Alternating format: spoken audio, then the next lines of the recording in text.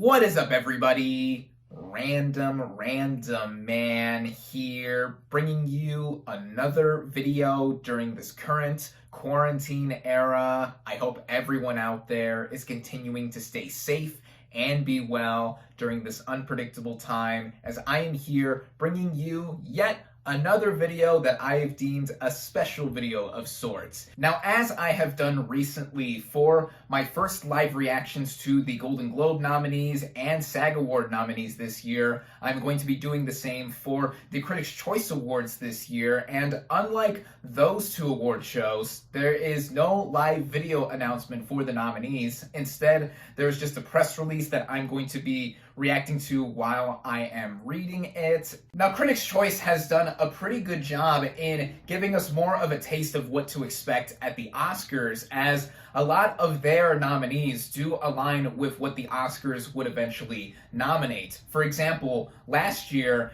9 of the 10 Best Picture nominees at Critics' Choice were the actual nominees for Best Picture at the Oscars, all of them except Uncut Gems. A lot of the winners do carry over from Critics' Choice into the Oscars too, but not all the time. But enough chit-chat, let's get into the actual nominees for Critics' Choice. I just refreshed their website and the press release has dropped, and I can immediately see from one of the top lines of this article that we know what 2 movies got the most nominations this year. Mank is leading with 12 nominations. Wow. And then Minari is following right behind it with 10 nominations. Okay, so let's get started and let's see what are the nominees individually. Here we go. So, Best Picture, Da 5 Bloods. Great.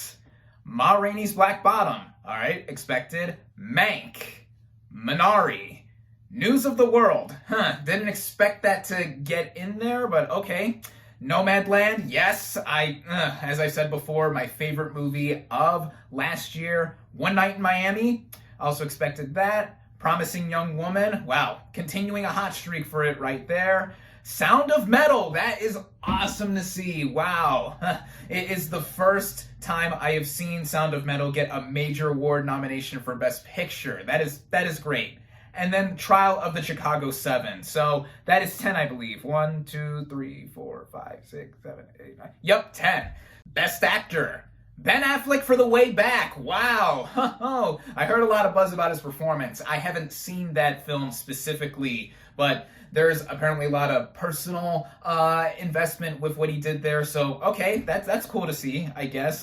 Riz Ahmed for Sound of Metal. Great. Chadwick Boseman for Ma Rainey's Black Bottom. Yup. Tom Hanks for News of the World. Wow. I'm getting the feeling that there's going to be more noms for News of the World. Am I right? Well, let's see. Anthony Hopkins for The Father. I haven't seen that film still. I haven't seen News of the World or The Father yet, but I expected Hopkins to get in there. Delroy Lindo for Da 5 Bloods. Yes, after getting shut out of the Golden Globes and SAG Awards. Finally. Gary Oldman for Mank. Yes. And then Stephen Yeun for Minari. Wow. That's great. That's also the thing with Critics' Choice. They usually tend to nominate more than 5 acting nominations for each of their respective acting categories. Because over here, how many are there? 1, 2, 3, 4, 5, 6, 7, 8. There are 8 nominees for Best Actor already. Best Actress, Viola Davis, Ma Rainey's Black Bottom. Okay, yeah, she's great. Andra Day for The United States versus Billie Holiday. Can't wait to see that. Sydney Flanagan for Never, Rarely, Sometimes, Always. That is amazing for her. I love that movie. Vanessa Kirby for Pieces of a Woman. Yes. Frances McDormand for Nomadland. Of course. Carey Mulligan for Promising Young Woman. And Zendaya for Malcolm and Marie. Wow. Okay. Having just seen and reviewed that, yeah, there's a lot of awards buzz coming for her, and a possible Oscar nomination in her future, we'll just have to see. But wow, some of these nominations I'm really pleased with and surprised to see. Best Supporting Actor, Chadwick Boseman, Da 5 Bloods. Nice. Sacha Baron Cohen, The Trial of the Chicago 7. Daniel Kaluuya, Judas and the Black Messiah. I can't wait to see and review that this week. Stay tuned. Bill Murray, On the Rocks. Haven't seen that, but heard he's great. Leslie Odom Jr., One Night in Miami.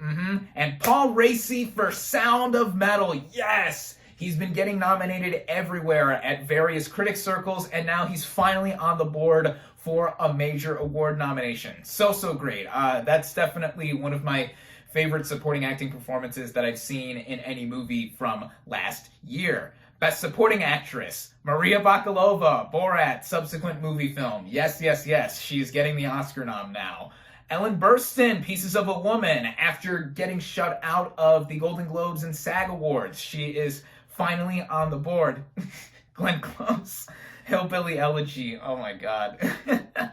As I've stated before, I thought she was a highlight of that movie, even though that movie sucked. But, yeah, okay. No surprise there. She's likely getting in for the Oscar. Olivia Colman, The Father, still got to see that. Amanda Seyfried, Mank, yes. And Yoo Jung-yoon for Minari. Wow. This is going to be a slugfest to see who gets into the final 5 for the Oscars. Best Young Actor / Actress. This is a specific category for Critics' Choice. Writer Alan Palmer. I heard good things about the performances in that movie. I'm going to butcher this actor's name. Ibrahima Gueye, I apologize if I mispronounced that. The Life Ahead, haven't seen that. Alan Kim for Minari, yes. I loved his performance in that film. I'm also impartial because Alan is my real name, in case you don't know, spelled the exact same way. Talia Ryder, Never, Rarely, Sometimes, Always, yes, she plays the cousin to the main character played by Sydney Flanagan. Yup, she gave a really superb supporting acting performance there. Kaylin Springle, The Midnight Sky. Wow, the little mute girl from that movie alongside George Clooney. Yeah, I thought she gave a great performance there. And Helena Zengel for News of the World. I noticed that she didn't get in for Best Supporting Actress in that main category, but she got on the board here, and I heard some great things about her performance as well.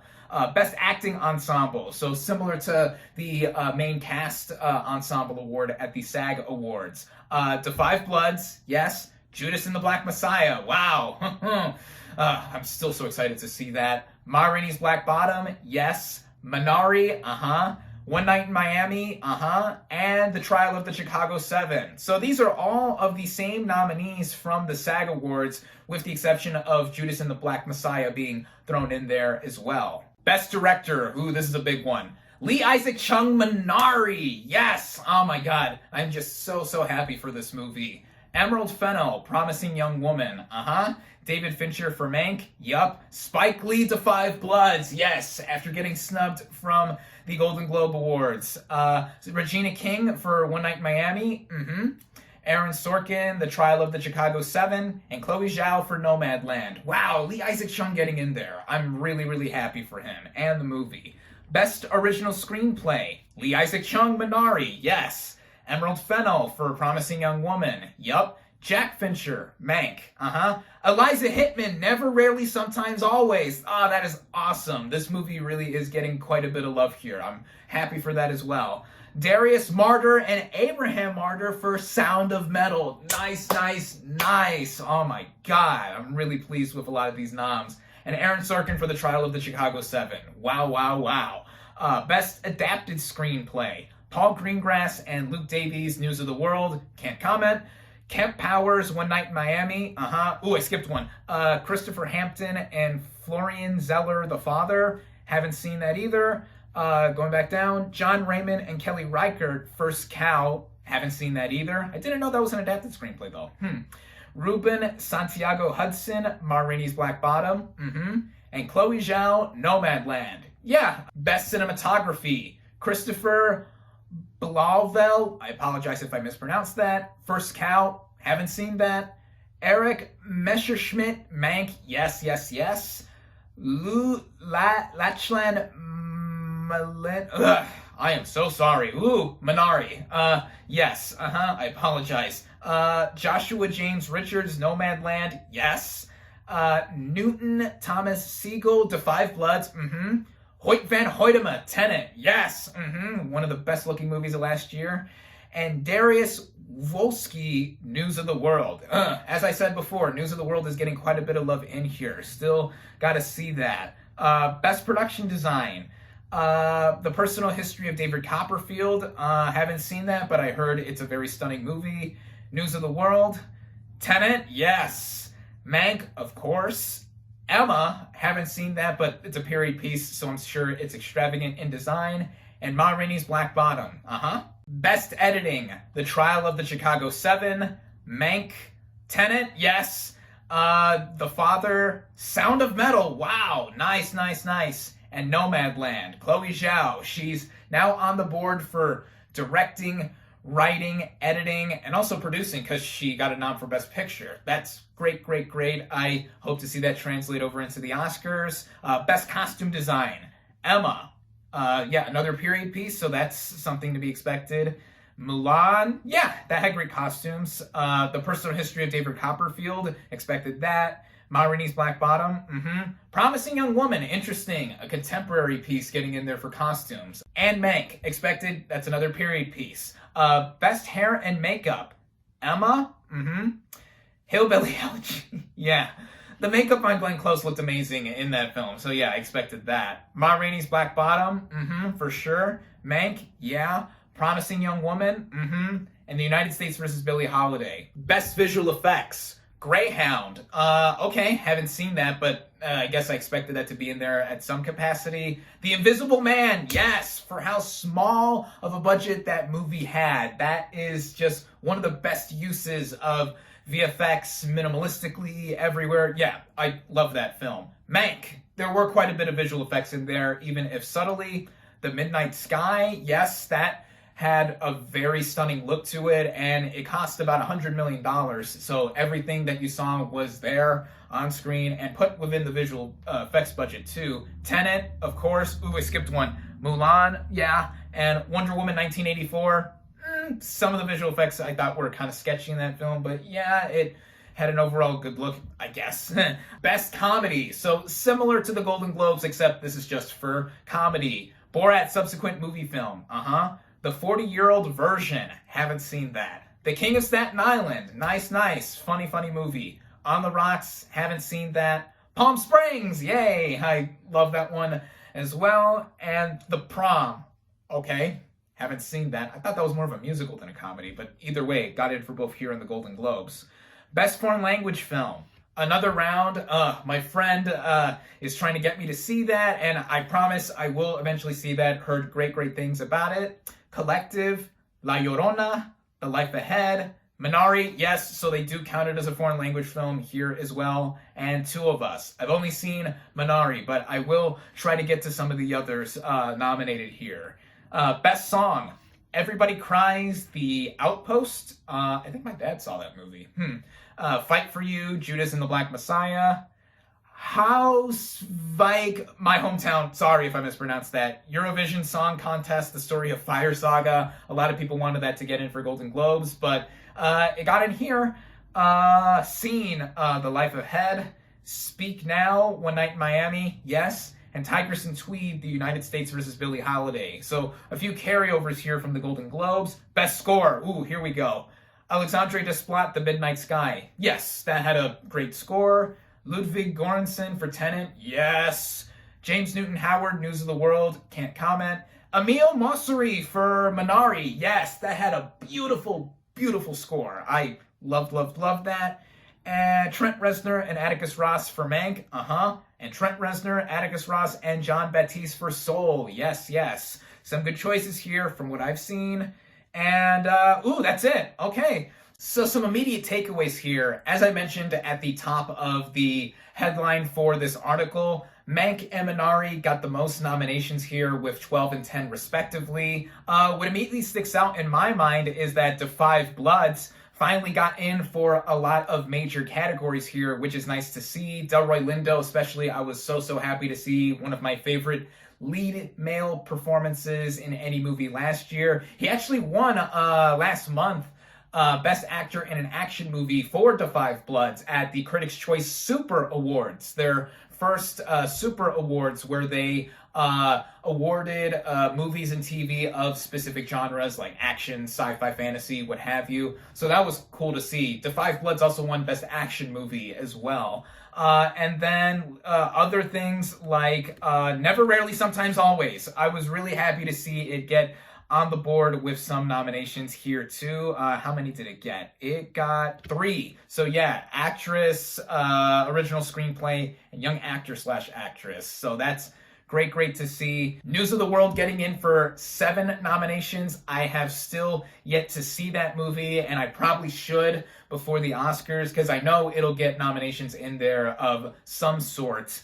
Nomadland, my favorite movie of last year, got in for 6 nominations. A bunch of major ones for sure. I think that's going to get in big at the Oscars as well. One Night in Miami, 6 nominations. Promising Young Woman, 6 nominations as well. Sound of Metal, oh my god. Sound of Metal getting in not just for Riz Ahmed. It also got in for original screenplay, editing, supporting actor, and best picture. That is really cool to see. This is a dark horse now for the best picture category at the Oscars. Tenet, one of my favorite movies of last year, getting in for the expected technical awards. The Invisible Man getting in for visual effects. The Midnight Sky also getting in for some technical stuff, along with Kalen Springle, which is cool to see. Trial of the Chicago 7, 6 nominees as well. A lot of the Best Picture nominees here got in for 6 nominations.